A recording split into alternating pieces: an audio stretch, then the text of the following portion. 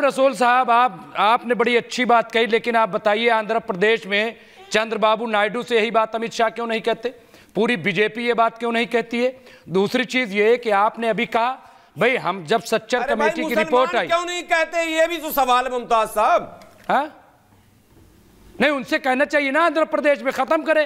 नहीं, मुसलमान क्यों धर्म के नाम पर मांग रहा है? नहीं, कौन मांग रहा है? अब मांगने से क्या होता है? मजहब के नाम पर मांगा क्यों जा रहा? अरे भाई हम कह रहे हैं इसलिए, सुनिए मांगा क्यों जा रहा है? जमीयत उलमा मांग रही, जमात धर्म के नाम पर नहीं, सुनिए हदीस मांग रही, सुनिए मैं बता रहा हूँ आपको, सारी तंजीमें, सारी पार्टियां मुस्लिम मुस्लिम कर हिंदू मुस्लिम कर रही है। अरे सुनिए, तो हिंदू मुस्लिम तो कौन कर रहा है आपको पता है, और ये लोग भी पीछे से मिले हों तो हमें नहीं जानते, लेकिन फिर भी आपको सही बोलना चाहिए। जब आप नहीं, उन्होंने गलत क्या बोला? उन्होंने गलत क्या बोला ये बताइए। तो फिर आपको इंसाफ करना चाहिए। प्रेम शुक्ला जी एग्जैक्टली 1 मिनट में आ रहा हूं दादा। 1 मिनट बोलिए बोलिए। जब सच्चर कमेटी की रिपोर्ट आई, हाँ आई सरवर साहब, तो उसमें क्या कहा गया? क्या कह दिया? कि मुसलमानों की हालत, उसमें ये नहीं कहा गया कि मुसलमानों में जो कमजोर है, मुसलमानों में जो पसमानदा है, एक मिनट, मुसलमानों की हालत दलितों से बदतर हो गई। 2 मिनट नो रॉन्ग, गलत। असली बात सुनिए क्या लिखा है। सच्चर कमेटी ने अपने रिपोर्ट में कहा मुसलमानों की बड़ी आबादी मार्जिनलाइज्ड है। मुसलमानों की बड़ी आबादी मतलब पसमानदा मुसलमान। आप मुसलमानों को सबको उसमें क्यों कहीं पसमानदा नहीं आया सरवर साहब? हालत दलितों से बदतर नहीं है। Bilal you are not on it. बिल्कुल है, बिल्कुल है। कहीं पसमानदा नहीं आया। मुसलमानों की हालत टोटल जो मुस्लिम है, क्योंकि कमेटी जो है, सुनिए अरे सुनिए, तो कमेटी जो बनी थी वो ओवैसी साहब को रिजर्वेशन चाहिए, बुखारी साहब को चाहिए, मदनी साहब को चाहिए, रंगरेज तो दलितों में तो फिर मायावती को चाहिए भाई, दलितों में भी तो है, तो फिर आप जनरल कैटेगरीज में भी आ जाइए। तो फिर यहाँ पे तो बिलाल अमित शाह को चाहिए नहीं, वो क्या मोदी जी को चाहिए? जनरल कैटेगरी में मोदी जी ने किसको चाहिए? ऐसे तो हर तबके में ऐसे। एक मिनट सरवर साहब, यहाँ आप गलत हैं, यू आर रॉन्ग। आप मैं बताइए, तो फिर हर तबके में सुनिए, हर तबके में बड़ा आदमी है क्या नहीं है? आप बताइए।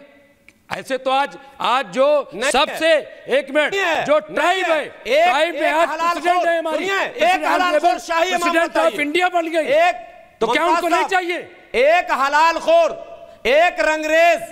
अरे साहब सुन लीजिए, रंगरेज साहब को लाइएगा। क्या बोल रहे हैं? शाही इमाम बताइए, गाली नहीं दे रहे हैं, सही सुनिए। बक्को, अफाली, मीरासी, अलवी, शाह, आप बताइए कि ये शाही इमाम है क्या? किसी मदरसे का मोहतमीम है क्या? बिल्कुल हाशिए पर है। आप गलत नैरेटिव मत देखिए।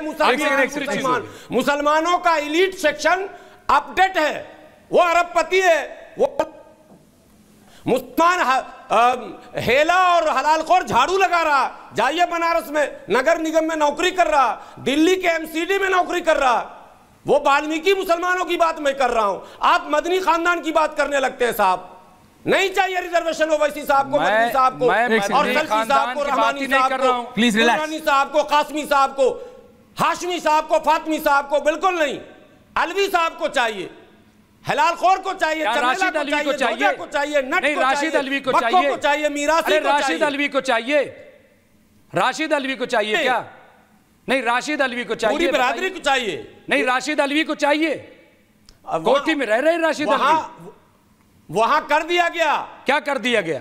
राशिद अलवी कोठी में, कोर्ट का ऑर्डर आ गया, कट ऑफ बना दिया गया, एलिट सेक्शन को अलग कर दिया गया।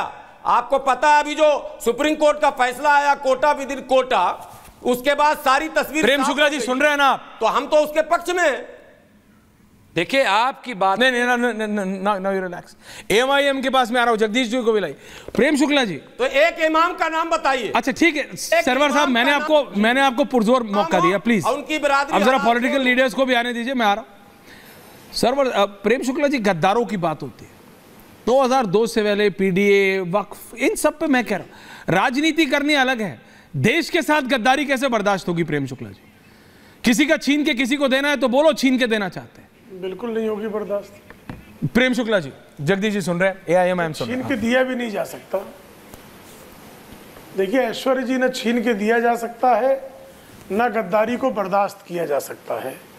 जिसने जिसने गद्दारी की है, संविधान के मुताबिक इस देश का जो विधिक व्यवस्था है उसके तहत ऐसे गद्दारों को दंड का प्रावधान है, और उस दंड के प्रावधान का सदुपयोग बारंबार होता रहा है, होता रहेगा। अब बात जैसे ही बहस छिड़ी थी और गुलाम सरवर साहब बहुत सारी बातें कह रहे थे, उनका कुछ विरोध भी दूसरे पक्ष से हो रहा था। पहले इस बात को समझना बहुत आवश्यक है कि अनुसूचित जातियों को आरक्षण का लाभ दिया क्यों गया। संविधान सभा की आप बहस को व्यापकता से पढ़ लें।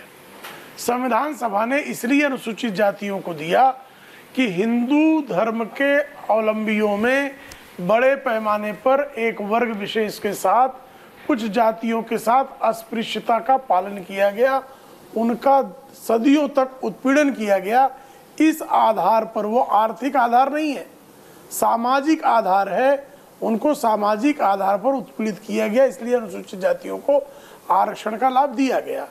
क्या मुसलमानों में भी इस तरह की जातियां हैं क्या जिनको सामाजिक आधार पर उत्पीड़ित किया गया है? क्योंकि मुसलमानों के बारे में जहां तक थोड़ी मेरी समझ है, मैं गुलाम सरवर साहब जितना जानकार नहीं हूं, इसलिए मैं चाहूंगा कि इस पे हाफिज गुलाम साहब जो हैं वो प्रकाश डालें। क्या मुसलमानों में भी जातियां हैं क्या? और जब अल्लामा इकबाल साहब जो है 1920 के दशक में लिख गए, एक ही सफ में खड़े हो गए महमूद व अयाज, न रहा कोई बंदा न कोई बंदा नमाज, तो आपके यहाँ तो सारे लोग एक ही पंक्ति में खड़े हो गए, उनका किसी तरह से जाति के आधार पर भेदभाव हुआ ही नहीं, जाति के आधार पर शोषण हुआ ही नहीं। अगर जाति के आधार पर शोषण हुआ तो फिर धर्मांतरण का लाभ क्या हुआ? डॉक्टर बाबा साहब आम्बेडकर ने जब ये उन्होंने लिखा, संविधान में व्यवस्था दी कि अनुसूचित जाति और अनुसूचित जनजाति के जिन लोगों ने हिंदू, बौद्ध, सिख इत्यादि के अलावा अपना मजहबी परिवर्तन किया है, वो चाहे ईसाई बने हैं, चाहे इस्लाम को उन्होंने स्वीकार किया है, ऐसे लोग अनुसूचित जातियों के लाभार्थी नहीं होंगे। ये मेरा कहना नहीं है। ओके। ये इस निष्कर्ष पर डॉक्टर बाबा साहब आम्बेडकर पहुंचे। तो क्या डॉक्टर बाबा साहब आम्बेडकर के संविधान को जो बारंबार बाबा साहब आम्बेडकर के नाम की कस्में खाते हैं वो अस्वीकार करते हैं क्या? पूछते हैं कांग्रेस के नेता से, बता दें कि क्या इस्लाम में अछूत एक दूसरे को मानने की परंपरा है क्या? क्या इस्लाम में जातियों में भेद है क्या? क्या इस्लाम में जाति के आधार पर सैयदों ने, शेखों ने नीचे की जातियों के रंगरेज जी आ रहा हूं, रिलैक्स होनी नहीं चाहिए। रिजवी जी के बोलना आपको खराब क्यों लगता है? शोषण हुआ है आप मेरे पास अगर हुआ है तो उस पर हम जब आपको टाइम बताते हैं तो सर फिर जो है सब लोगों के पेट में दर्द हो जाता है।